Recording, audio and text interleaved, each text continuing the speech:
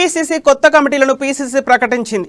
Greater హైదరాబాద్ను 3 భాగాలుగా విభజించి కొత్త కమిటీలను నియమించింది.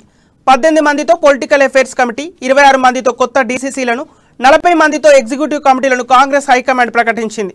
వర్కింగ్ ప్రెసిడెంట్గా జగ్గారెడ్డి, అజారుద్దీన్, అంజన్ కుమార్, మహేష్ గౌడ్లను నియమించింది. కమిటీ చైర్మన్గా Manickam Tagore, executive committee chairman Revanth రెడ్డిని నియమిస్తూ పీసీసీ అధిష్టానం ప్రకటించింది. ఇక ఇదే అంశానికి సంబంధించిన తాజా సమాచారం మా బ్యూరో చీఫ్ కృష్ణమూర్తి అందిస్తారు. కృష్ణమూర్తి చెప్పండి.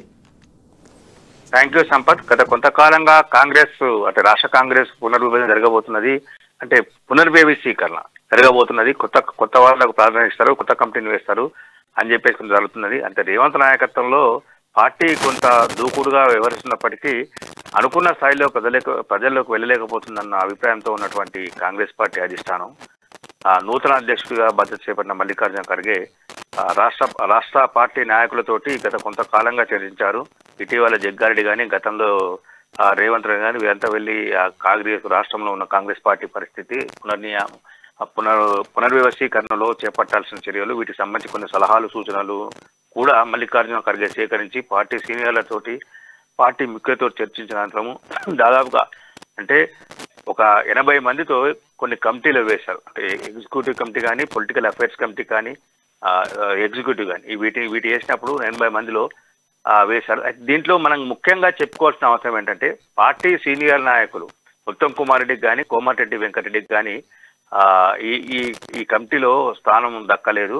అయితే వీళ్లకు జాతీయ స్థాయిలో ఏదో ఒక మంచి బాధ్యత, కీలక బాధ్యత అప్పచెప్పే అవకాశం ఉన్నాయని చెప్పేసి అన్న ప్రచారం అయితే జరుగుతూ ఉన్నది. అయితే ఇటీవల కోమటిరెడ్డి వెంకటరెడ్డి కొంతకాలంగా కాంగ్రెస్ పార్టీకి కొరకరాని కొయ్యలాగా తయారయ్యారు.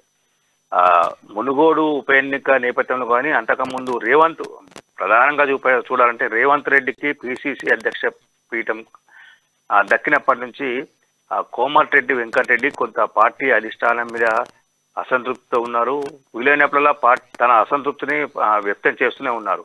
ముఖ్యంగా మాణిక్యం ఠాగూర్ విషయంలో కూడా కోమటిరెడ్డి గతంలో కొన్ని వ్యాఖ్యలు చేశారు. ఈ నేపథ్యంలో తాజాగా ఏర్పడ్డాయి 80 మంది కమిటీలో 3 కమిటీలలో 80 మందితో కూడిన 3 కమిటీలలో కోమటిరెడ్డి వెంకటరెడ్డికి ఎక్కడ కూడా స్థానం దక్కలేదు. అయితే ఈయనకు జాతీయ స్థాయిలో ఇస్తారా, లేదంటే పార్టీ ఈయనను చూడగా వదిలేస్తున్నారా అనేది చూడాల్సింది. ఇంకో విషయం ఏంటంటే కొద్ది రోజుల క్రితం కోమటిరెడ్డి వెంకటరెడ్డి కూడా చెప్పారు, తాను రాజకీయాలకు కొంతకాలంగా దూరంగా ఉంటాను, తన నియోజకవర్గము, తన ప్రజలు, తన కాన్స్టిట్యున్సీ వీటి మీద దృష్టి పెడతా అని చెప్పారు. తిరుమల 3 రోజుల క్రితం తిరుమల వెంకటేశ్వర స్వామి దర్శించుకున్న అనంతరం కూడా కోమటిరెడ్డి వెంకటరెడ్డి మాట్లాడుతూ అందరూ అంటే రాష్ట్రానికి చెందినటువంటి 16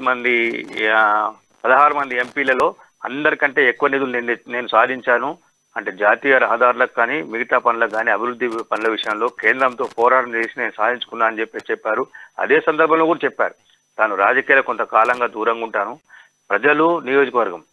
ప్రజల అభివృద్ధి, నియోజకవర్గ అభివృద్ధి ఈ 2 విషయాల్లో ప్రధానంగా దృష్టి పెడతాను. అంటే దీన్ని కూడా అధిష్టానం పరిగణలోకి తీసుకుందా, లేక మునుగోడు ఉప ఎన్నిక నేపథ్యంలో కోమటిరెడ్డి వెంకటరెడ్డి అనుసరించిన తీరు మీద కొంత ఆగ్రహం వ్యక్తం చేస్తూ ఆయనకు ఏ కమిటీలో కూడా స్థానం లేకుండా చేసిందా అనే విషయం కూడా కాంగ్రెస్ పార్టీ తెలిసింది. ఏదేమైనప్పటికీ మొత్తంగా కొన్ని జిల్లాల్లో కాంగ్రెస్ పార్టీకి కొత్త రక్తాన్ని తీసుకొచ్చేందుకు కాంగ్రెస్ అధిష్టానం కసరత్తు చేసినట్టుగా ఇప్పుడు 7 జిల్లా అధ్యక్షులను పరిశీలిస్తే స్పష్టమవుతుంది. నిన్నటి వరకు గ్రేటర్ హైదరాబాద్ను ఒకటే జిల్లాగా పరిగణించినటువంటి కాంగ్రెస్ పార్టీ తాజాగా మూడు జిల్లాలుగా పరిగణించింది. అంటే బీజేపీకి సంబంధించి చూస్తే బీజేపీ 5-6 జిల్లాలకు గ్రేటర్ను విస్తరించి గ్రేటర్లో ఉన్నటువంటి 150 డివిజన్లను 6 జిల్లాలుగా ప్రకటించుకొని ఆ కమిటీని ఏర్పాటు చేసింది. అయితే కాంగ్రెస్ పార్టీ 3 కమిటీలను వేసింది. అంటే జిల్లా పార్టీని కింది స్థాయికి వికేంద్రీకరించి తీసుకెళ్లాలి అనే ఉద్దేశంతో కాంగ్రెస్ పార్టీగా ఉన్నట్లుగా మనకు స్పష్టమవుతుంది. మొత్తంగా చూస్తుంటే ఈ కమిటీ కొంత కాంగ్రెస్ కొంత ఉత్సాహం కలిగించే విధంగా ఉందన్న